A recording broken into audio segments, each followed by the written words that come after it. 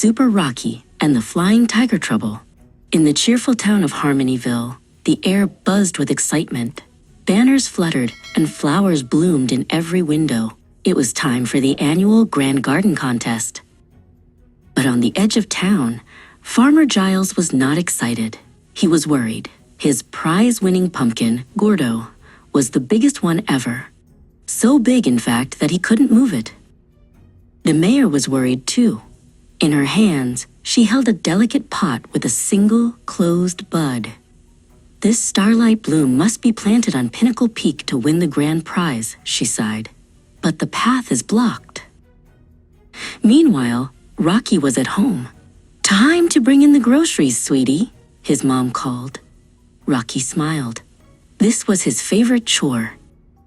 He remembered the day he visited the Cosmic Candy Store and ate the glowing dumbbell-shaped candy. It tasted like sunshine and made him feel a special tingle, a super strong tingle.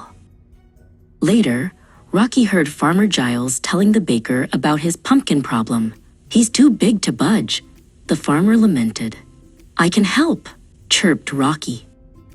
At the farm, Farmer Giles patted the giant pumpkin. "I appreciate the offer, Rocky, but it must weigh a ton." Rocky just smiled and cracked his knuckles. Rocky took a deep breath, bent his knees, and with a mighty he lifted the giant pumpkin clean over his head. Farmer Giles's eyes went as wide as dinner plates. High above the town, Zephyr the tiger was snoozing on his favorite surfboard as it floated on a cloud. He too had once found a magical candy, a lightning bolt-shaped sour that gave him the power of super-fast flight. The sounds of cheering from below woke him from his nap. He peered over the edge and saw Rocky carrying the enormous pumpkin. "HMPH," Zephyr grumbled, his stripes twitching with jealousy.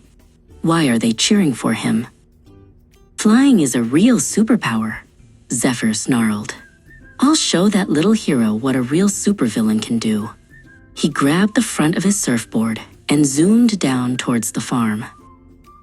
As Rocky proudly carried the pumpkin along the road to town, Zephyr zipped past, flying circles around him.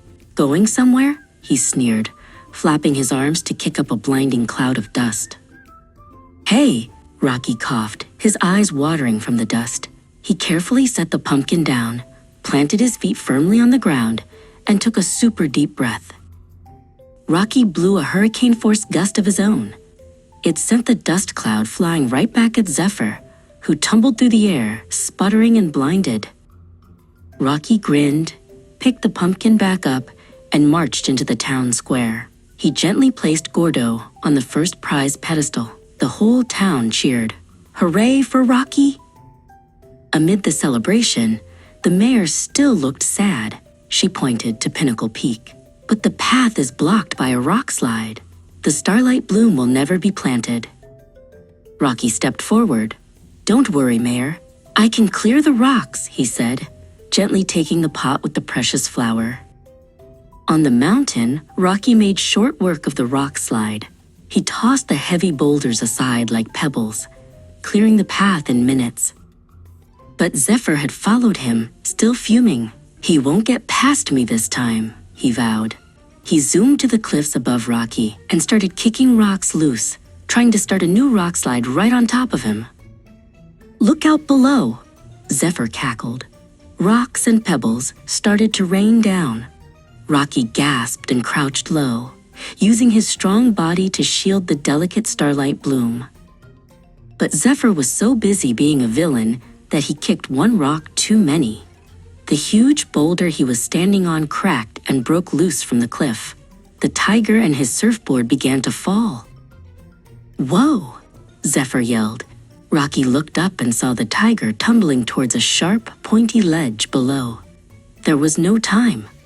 Rocky spotted a large, flat boulder at his feet. With a superhuman heave, Rocky shoved the flat rock into the side of the mountain. It formed a perfect, smooth ramp, just as Zephyr was about to crash. Whoosh! Zephyr slid to a safe stop at the bottom of the ramp. He looked back, his eyes wide with surprise. Rocky had saved him. Confused and ashamed, Zephyr flew away over the mountain without a word. At the top of the peak, Rocky gently planted the starlight bloom. As the sun set, the flower opened, bathing Harmonyville in a magical glow. Rocky was a hero, not just for being strong, but for being kind.